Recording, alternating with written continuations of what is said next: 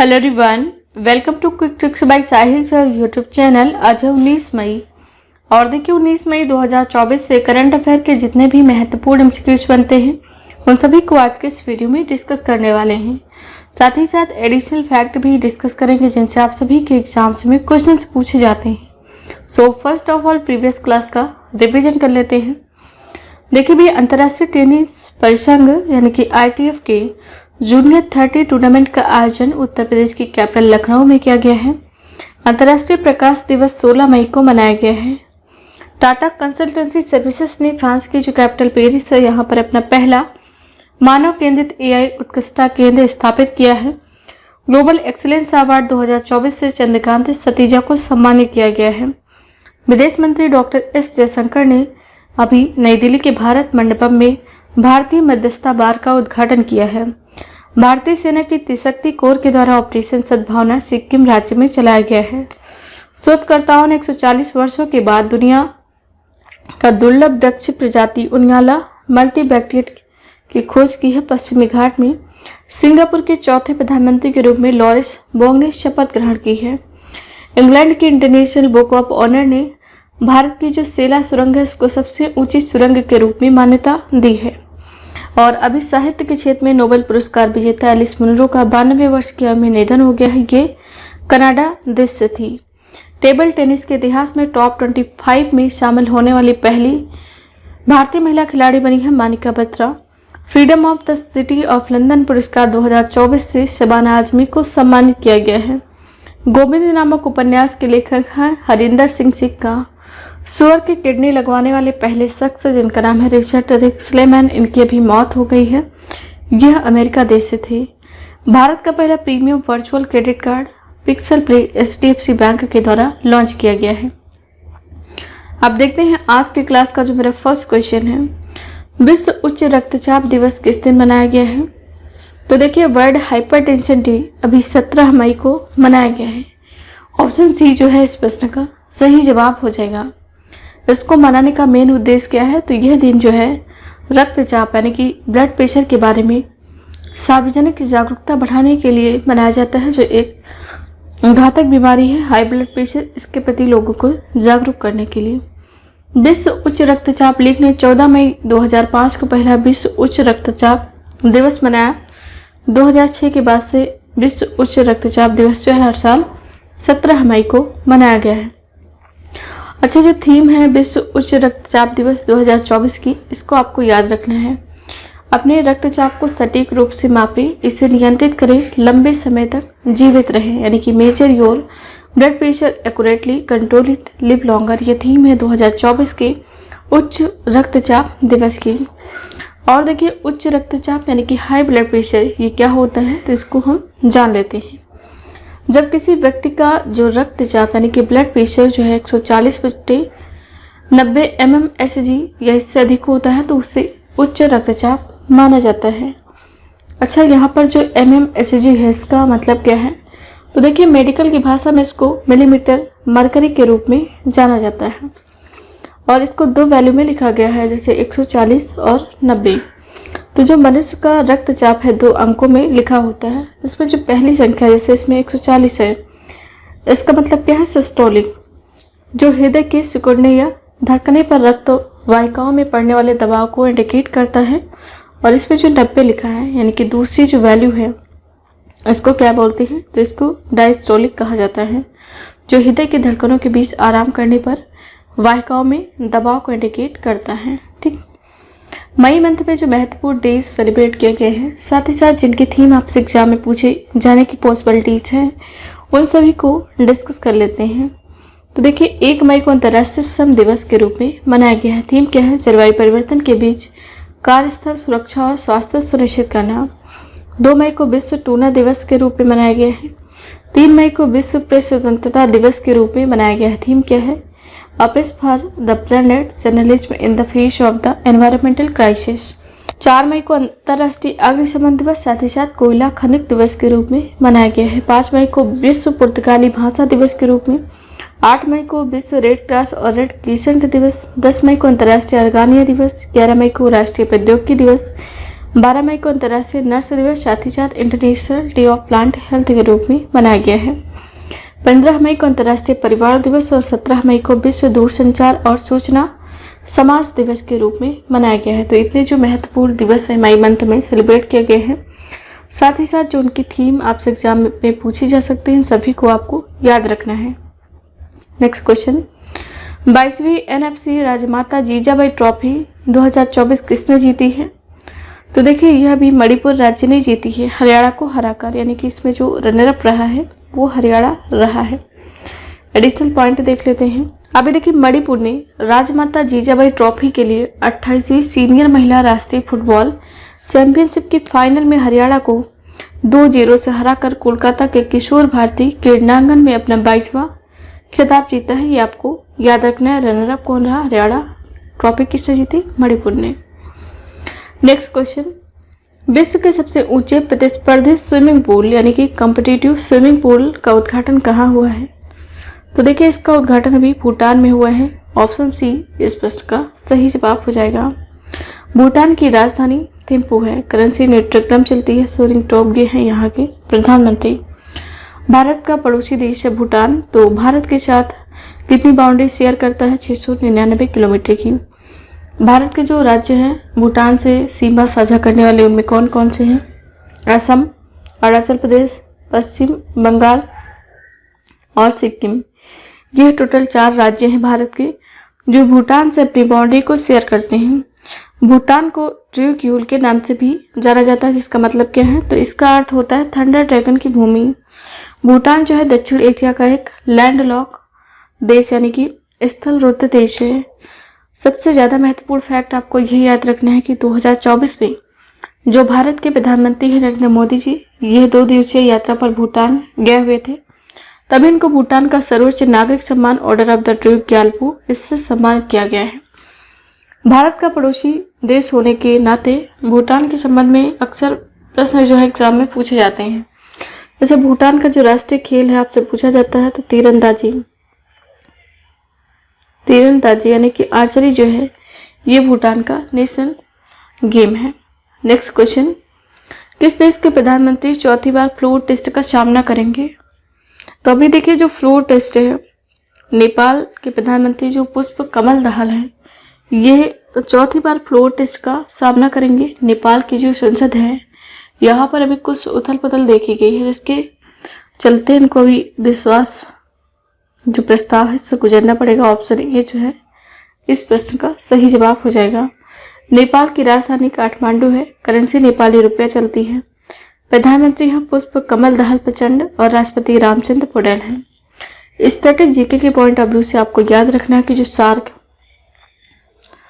जो है यानी कि दक्षिण एशियाई सहयोग संगठन, इसका हेडक्वार्टर जो है नेपाल की राजधानी काठमांडू में लोकेटेड है। अभी कुछ दिनों पहले मैंने आप सभी को पढ़ाया है कि एक रिपोर्ट जारी हुई है IQ एयर की रिपोर्ट के अनुसार जो नेपाल की कैपिटल है काठमांडू, यह जो है दुनिया की सबसे प्रदूषित शहर या फिर राजधानी है।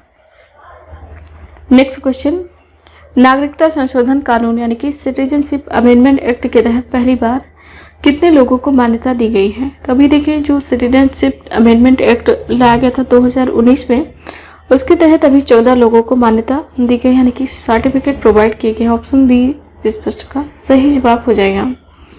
नागरिकता संशोधन अधिनियम जो है इसको 2019 में लाया गया।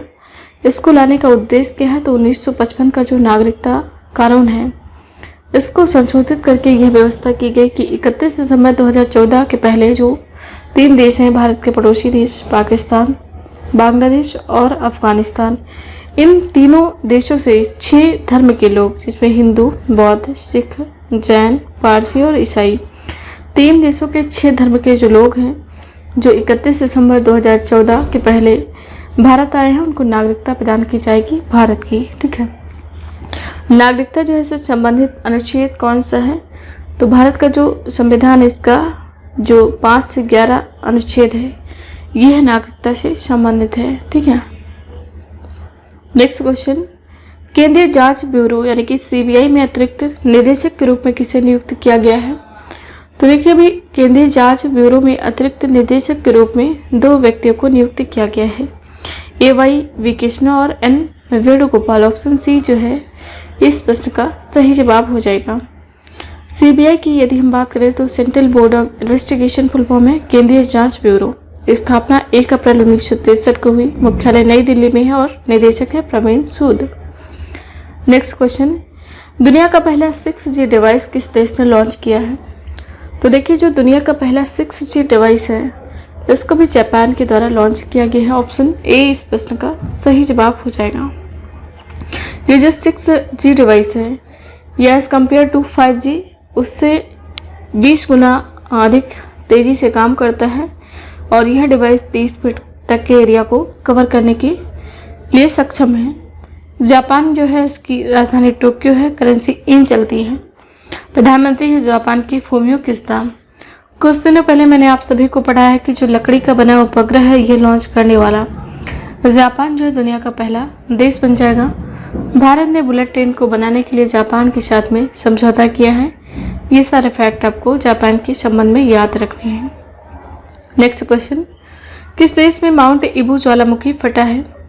तो देखिए अभी जो माउंट ईबू ज्वालामुखी है ये फटा है इंडोनेशिया में। ऑप्शन ए इस प्रश्न का सही जवाब हो जाएगा। इंडोनेशिया की राजधानी है जकार्ता और यहाँ पर आसियान जो है इसका हेडक्वार्टर लोकेटेड है। और देखिए इंडोनेशिया के नए राष्ट्रपति अभी जल्द ही बने हैं प्रबोवो सुबियांतो ये बने हैं इंडोनेशिया के नए प्रेसिडेंट यानी कि राष्ट्रपति। नेक्स्ट क्वेश्चन, किस राज्य ने 16 मई 2024 को अपना 49वां स्थापना दिवस मनाया है?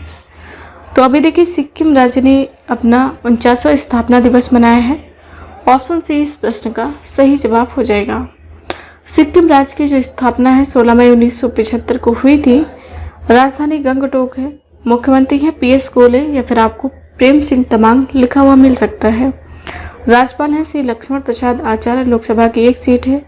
राज्यसभा की भी 1 सीट है। विधानसभा सीटों की संख्या 32 है। नेपाली यहाँ की आधिकारिक भाषा है। जिलों की संख्या 6 है। कंचनजंगा जो राष्ट्रीय उद्यान है यह सिक्किम का राष्ट्रीय उद्यान है।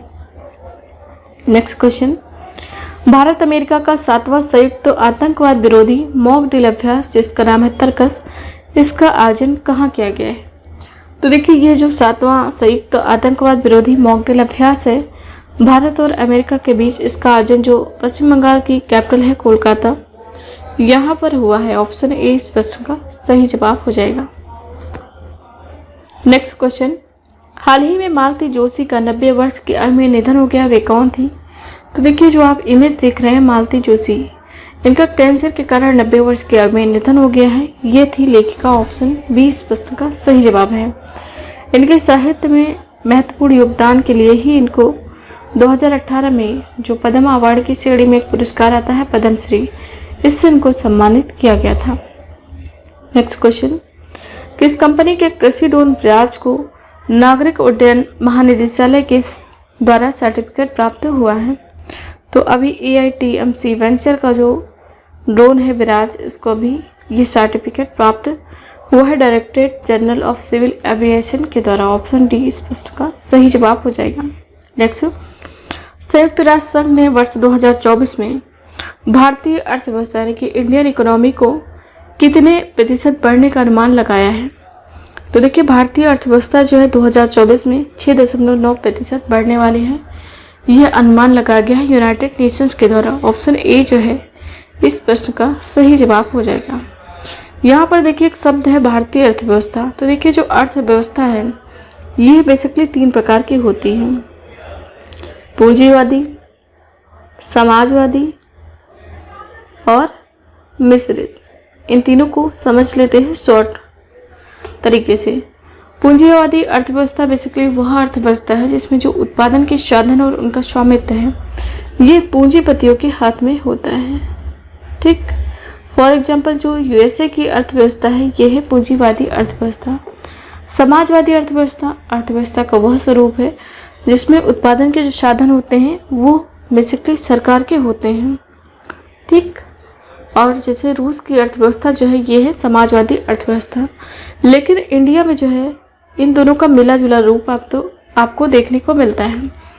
इसमें भारत के संदर्भ में तो भारत में जो अर्थव्यवस्था है इसमें पूंजीपतियों का भी रोल रहता है और सरकार का भी रहता है, इसलिए यह मिश्रित अर्थव्यवस्था है। एग्जाम में आपसे पूछा जाता है कि भारत की जो अर्थव्यवस्था है किस प्रकार की है, मिश्रित अर्थव्यवस्था है।